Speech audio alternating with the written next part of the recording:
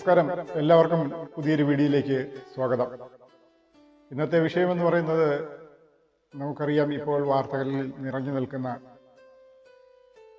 ഹരിപ്പാട്, അതായത് ആലപ്പുഴ ഹരിപ്പാട് കരുവാറ്റയിൽ നടന്ന അതിദാരുണമായ സംഭവം തന്നെയാണ്. സാധാരണ നമ്മുടെ കൊച്ചുമക്കളെ നമ്മൾ അത്രയധികം സ്നേഹിച്ചും ലാളിച്ചുമാണ് വളർത്തുന്നത്. ആ കൊച്ചുമക്കൾ തന്നെ നമുക്കെതിരെ തിരിഞ്ഞാലും ഇപ്പോൾ എവിടെ എത്തി നിൽക്കുന്നു നമ്മുടെ സമൂഹത്തിന്റെ പോക്ക്? നമ്മുടെ കൊച്ചുമക്കളുടെ പോക്ക് എങ്ങോട്ടാണ്? അവർ ലഹരി ഉപയോഗിക്കുന്നുണ്ടോ? അവർ മുതിർന്നവരെ അനുസരിക്കുന്നില്ലേ? സ്കൂളുകളിൽ അധ്യാപകരെ അനുസരിക്കുന്നില്ലേ? ഒന്നും ചെയ്യുന്നില്ല. ഇതാണ് സത്യം എന്ന് പറയുന്നത്. നമുക്കറിയാം, ഇപ്പോൾ പ്രായപൂർത്തിയാകാത്ത കുട്ടികളാണ് ഇപ്പോൾ തെറ്റുകുറ്റങ്ങളിലേക്ക് ധാരാളമായി കടന്നുകൊണ്ടിരിക്കുന്നത്. എന്നാൽ പ്രായപൂർത്തിയാകുന്നവർ ചെയ്യുന്നുണ്ട്. എന്നാലും അവർക്കെല്ലാം അറിയാം അവർക്ക് ലഭിക്കുന്ന ശിക്ഷ ഇന്നതാണ്. അതുകൊണ്ട് തന്നെയാണ് കുട്ടികൾ കൂടുതലായും തെറ്റുകുറ്റങ്ങളിലേക്ക് ഭയമില്ലാതെ കടന്നു ചെല്ലുന്നത്. അവർ ശിക്ഷയെ പറ്റി ആലോചിക്കുന്നില്ല. അതാണ് നമുക്കറിയാം. കഴിഞ്ഞ ഒരു വർഷമായി, ഇപ്പോൾ 2-3 വർഷമായി ജയിലിൽ കഴിയുന്ന ഗ്രീഷ്മയെ കുറിച്ച്, സ്വന്തം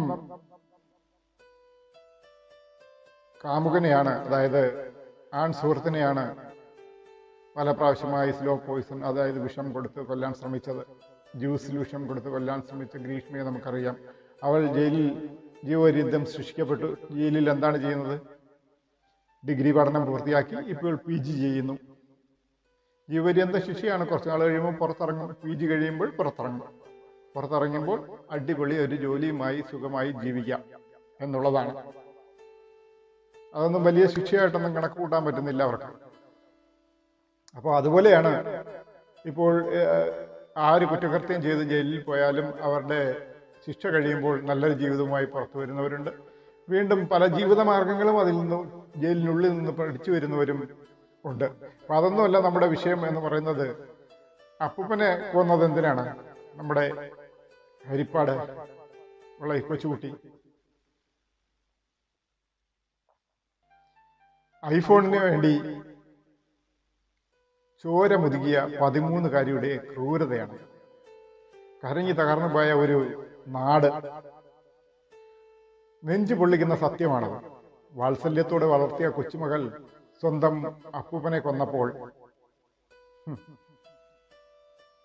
ചേതനയേറ്റ ആ ശരീരം കണ്ട ആ അമ്മയുടെ നിലവിളി, അതൊരുപക്ഷെ ഈ ലോകത്തിലെ ഒരു സ്ത്രീക്കും താങ്ങാൻ കഴിയാത്തത്ര വലിയൊരു ആഘാതമായിരിക്കും ഉണ്ടാക്കിയത്.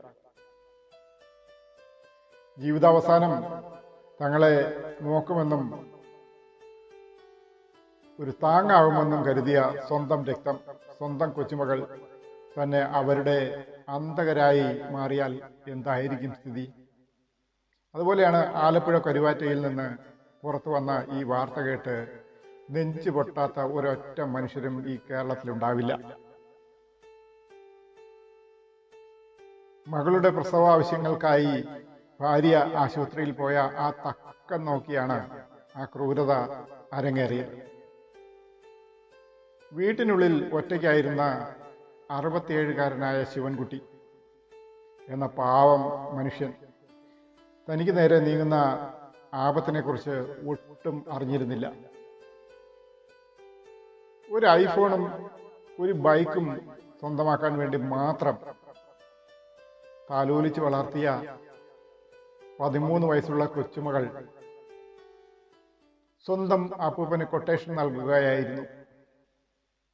പ്രായപൂർത്തിയാകാത്ത ആൺകുട്ടികളെ കൂട്ടി അവൾ ആസൂത്രണം ചെയ്ത അത് ഒരു വലിയ കൊലപാതകമാണ്. ഒരു മനുഷ്യന്റെ ജീവനായിരുന്നു. അപ്പൂപ്പൻ ജീവനോടെ വിടയുന്നത് സ്വന്തം ഫോണിലൂടെ വീഡിയോ കോളിൽ കണ്ട് ആ കുട്ടി ആനന്ദം കൊണ്ടു.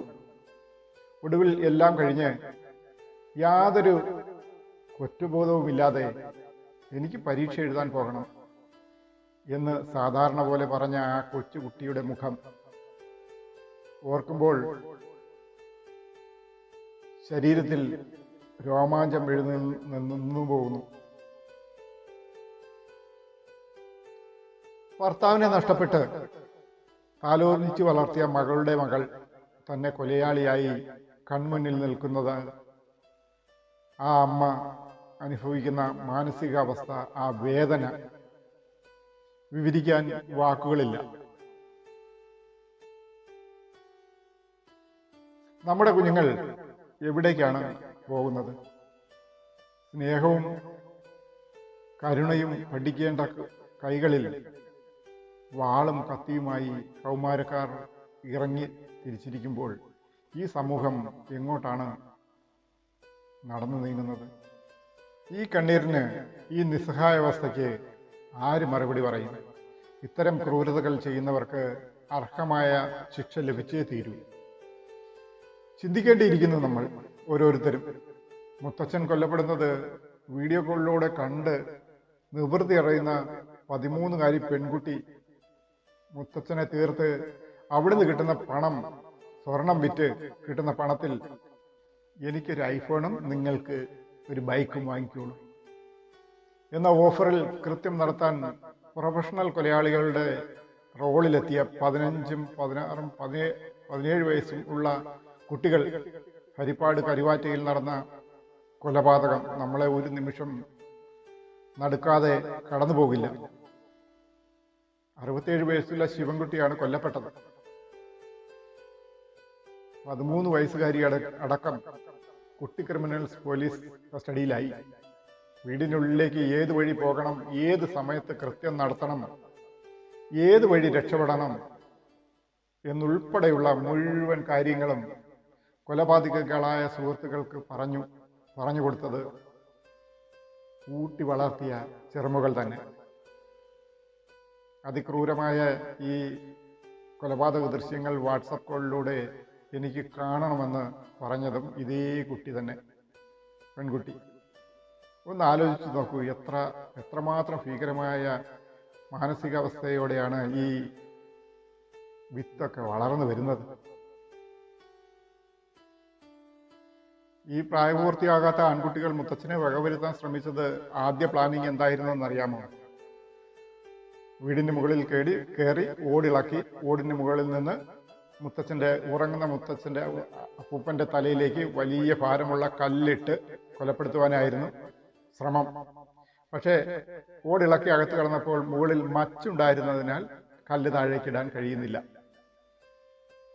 അതുകൊണ്ട് പ്ലാൻ അവിടെ വെച്ച് മാറ്റുകയായിരുന്നു.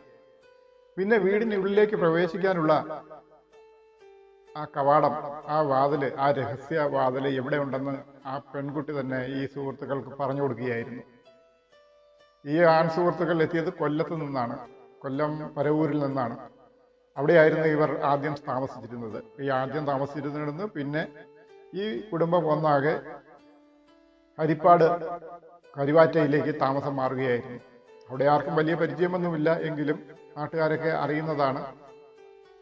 അതേക്കുറിച്ച്, ഈ വിഷയത്തെക്കുറിച്ച് കൂടുതലായി കുട്ടികളുടെ സ്വഭാവത്തെക്കുറിച്ചുമൊക്കെ പോലീസ് ഉദ്യോഗസ്ഥൻ നമ്മളോട് സംസാരിക്കുന്നതെന്ന് കേട്ടു നോക്കൂ. പെൺകുട്ടി ഇതുപോലെ കാമനോട് പറയുമ്പോൾ എന്നെ ബാറ്റ് ടച്ച് ചെയ്തു എന്നുള്ള രീതിയിൽ ഇതുകൂടെ പറഞ്ഞിട്ടുണ്ട്. എന്തായാലും ഇയാളെ കൊല്ലണം എന്നുള്ളൊരു വാശി ആ കുട്ടി പ്രകടിപ്പിക്കുന്നത്. പെൺകുട്ടി തന്നെയാണ് കാമനോട് ഇയാളെ കൊല്ലണമെന്നും വീട്ടിൽ നിന്നും ഈ സ്വർണ്ണം എടുക്കാമെന്നും പറയുന്നത്. 17-ാം തീയതി ഇന്നലെ രാവിലെയാണ് പോലീസിന് ഇങ്ങനൊരു ഒരാൾ മരിച്ചു കിടക്കുന്നതായിട്ടുള്ള ഇൻഫർമേഷൻ കിട്ടുന്നത്. തുടർന്ന് പോലീസ് സ്ഥലത്തെത്തി അന്വേഷണം നടത്തുകയായിരുന്നു. അപ്പോൾ പ്രഥമദൃഷ്ട തന്നെ ഇതൊരു കൊലപാതകം എന്നുള്ള സംശയം പോലീസിനുണ്ടായിരുന്നു. പക്ഷേ ആ സമയത്ത് മറ്റു ക്ലൂസ് ഒന്നും ഇതിനെ പറ്റി കിട്ടിയിട്ടുണ്ടായിരുന്നില്ല. പോലീസ് അങ്ങനെ ഡീറ്റെയിൽ ആയിട്ടൊരു ഇൻവെസ്റ്റിഗേഷനാണ് നടത്തിയത്.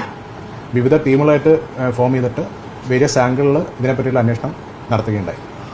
അപ്പോൾ വേരിയസ് ആംഗിൾ എന്ന് വെച്ചാൽ ഈ കൊല്ലപ്പെട്ട ആളുടെ ആക്ച്വലി ബോഡി കാണുമ്പോൾ കൈയും കാലുകളും തുണികൾ കൊണ്ട് ബന്ധിച്ച നിലയിലാണ് ബോഡി കാണപ്പെട്ടത്. തുടർന്ന് കൊലപാതക രീതിയിൽ അന്വേഷണം നടത്തുകയും ഈ അടുത്ത ബന്ധുക്കളാണോ മറ്റ് പുറത്തുനിന്ന് വന്ന ആരെങ്കിലും ചെയ്താണോ എന്നുള്ള രീതിയിലുള്ള ഡീറ്റെയിൽ ആയിട്ടൊരു ഇൻവെസ്റ്റിഗേഷനാണ് ഇതിൽ നടത്തിയത്. അപ്പോൾ ആദ്യം ഈ കൊല്ലപ്പെട്ട ആളുടെ അടുത്ത ബന്ധുവായ ഒരു പെൺകുട്ടീനെയൊക്കെ നമ്മൾ മൊഴികളെടുക്കുകയൊക്കെ ചെയ്തിട്ടുണ്ടായിരുന്നു.